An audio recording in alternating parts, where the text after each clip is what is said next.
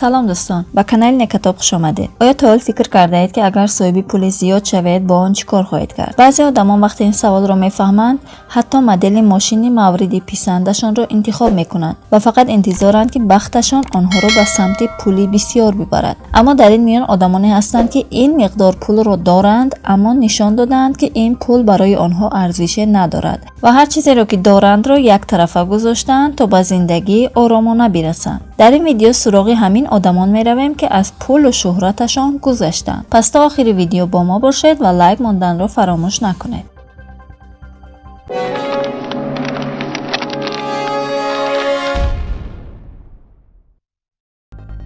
گری استاکر.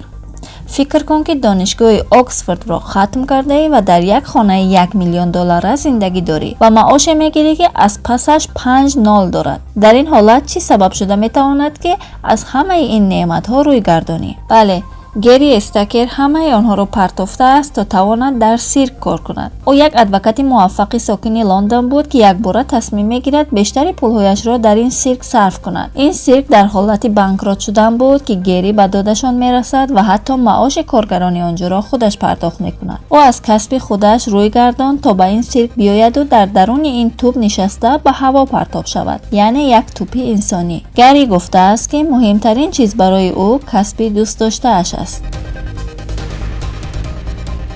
جک فینی 8 میلیون دلار. با این پول فکر کرده سردرد میشوی. شاید این پول بودجت یک دولت باشد، نه اینکه ثروت یک آدم. جک فینی یک تاجر 90 ساله آمریکایی است که ثروتش به 8 میلیارد دلار برابر بوده است و خواسته است که همه این پولها را خیریه کند. او بنیانگذار گروه DFC بوده است و در تمام عمرش میتوانسته است از بهترین امکانیت‌ها استفاده برد. اما او از پروازهای دوم درجه استفاده میکرده است و شراب ارزان مینوشیده است. حالا که پیر شده است، همراه همسرش در یک خانه اجاره‌ای زندگی میکند و از وسیله‌های راحت زندگی هم استفاده نمیبرد. جالب است که او حتی ماشین هم ندارد و لباسهای قیمت هم نمیپوشد. بعضی‌ها میگویند که او یک دیوانه است و تمام زندگیش را بیهوده کار کرده است، اما او با این کارش دنیا را زیباتر کرده است. شما درباره کار او چی فکر دارید؟ نظر خود را نویسید.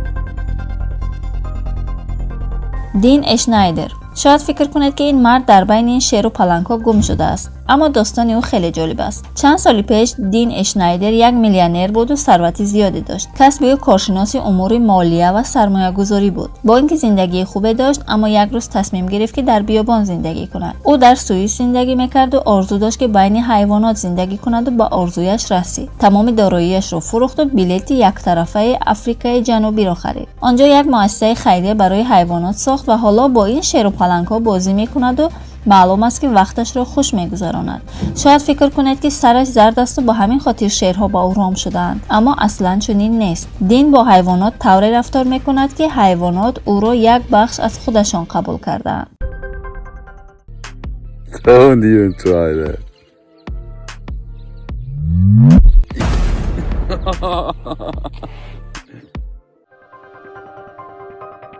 دن اسپیتز. این مرد رو میشناسید؟ او 15 میلیون بار آلبومش رو کپی کرده فروخته است و 3 بار نامزدی گرفته است. دن اسپیتز در گروه آنتراکس گیتار مینوازد.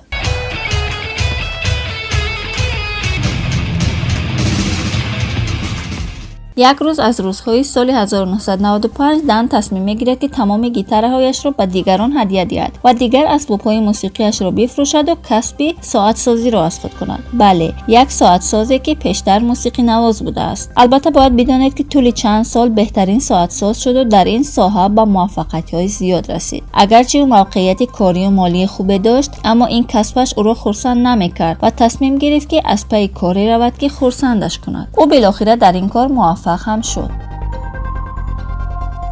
دنیس موسی. راست میگویند که سلامتی از پول بهتر است.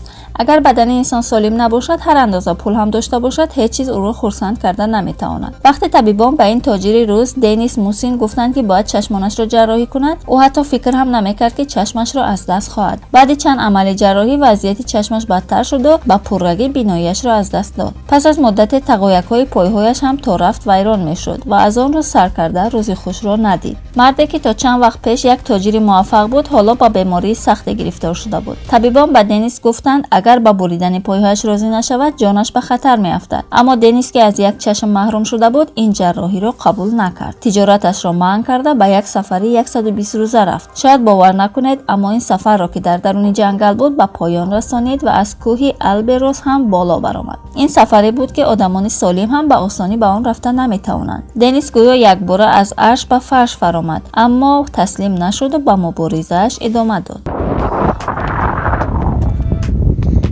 روبرتو مندوزا.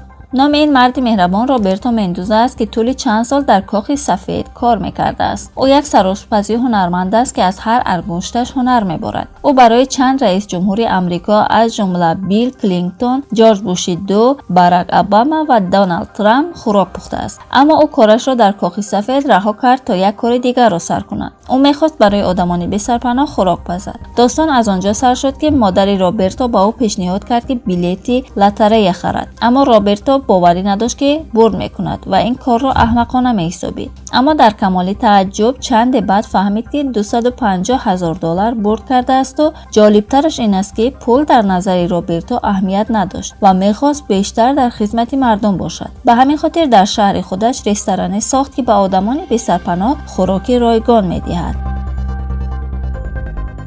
ژرمن استرلیگوف. شاید باور نکنید اما اینجا سال 2021 نه بلکه سال 2031 است. ما درباره سفر در زمان سخن نمیگوییم بلکه میخواهیم بگوییم که مردم اینجا از یک تقویم دیگر استفاده میکنند. اینجا یک دهه در مسکو است که با دیگر جایهای دنیا فرق دارد و زندگی در اینجا با زندگی قرنهای گذشته مانندی دارد. اینجا تلفن کار نمیکند. اساسگذار این دهه یک تاجر پولدار روس با نام ژرمن استرلیگوف است. او یک مولتی میلیونر دوره شوروی است و یک زمان باید رئیس جمهور روسیه میشد اما وضعیتش ناقلای برآمد و تصمیم گرفت که با پولش یک جامعه خرد در مسکو بسازد. در این دهه نه پلیس است و نه تکنیکا، فقط گاو هست و شیر و پنیر و علف. شما میخواهید در چنین جای زندگی کنید؟ از این میفهمیم که دنیا جای جالبی است و بعضی ها میخواهند از دهه برآیند تا ثروتمند شوند. اما این مرد با هایش توجه نکرده در این دهه بین گاو و گوسفندانش آرامانه زندگی میکند. دیوید چنگ. شاید تا حال برنامه کی میلیونر شدن میخواهد را تماشا کرده باشید. آدمان زیادی آنجا بازی میکنند اما نه همه میتوانند جایزه $1,000,000 آن را برد کنند. یکی از برنده های این جایزه صاحب یک رستوران در آمریکا دیوید چنگ است. او توانست $1,000,000 را برد کند. اما جالبش این است که همه این پول را به یک مؤسسه خیریه هدیه کرد. او از اول فقیر نبود و پول زیادی داشت. به همین خاطر کاری خوبی کرد و $1,000,000 را خیر. چنگ رانگ. مردی که در رسم میبینید یک بی‌سرپناه عادی چینی بود که با یک رسم به یک ستاره بین المللی تبدیل شد و حالا مدل لباس پوشیدنش برای بسیاری ها الگو شده است. او امیدی نداشت که به زندگی خوب میرسد و در کوچه ها روز و شبش رو میگذرانید اما بخت بر رویش خندید و یک رسمگیر از او رسم گرفته در اینترنت پخش کرد. بعد این رسم چین معروف شد و کمپانی‌های مدلینگ از پسش شدند. بعد با او قراردادهای زیادی بستند و یک باره ثروتمند شد. پس از مدتی با سبب نامعلوم او این قراردادها را دیگر قبول نکرد و 10 سال بعد دوباره آواره‌گرد شده در سطل‌های پرتاب خوراک می‌کند. اگرچه کسب خوبش را پرتافت و دوباره آواره‌گرد شد اما رسم او تا حال با نام زیباترین آواره‌گرد در اینترنت معروف است. تشکر که تا آخر ویدیو با ما بودید. لایک ماندن رو فراموش نکنید. برای بخبر نماندن از ویدیوهای نوبتی ما حتما به کانال ابونه شوید.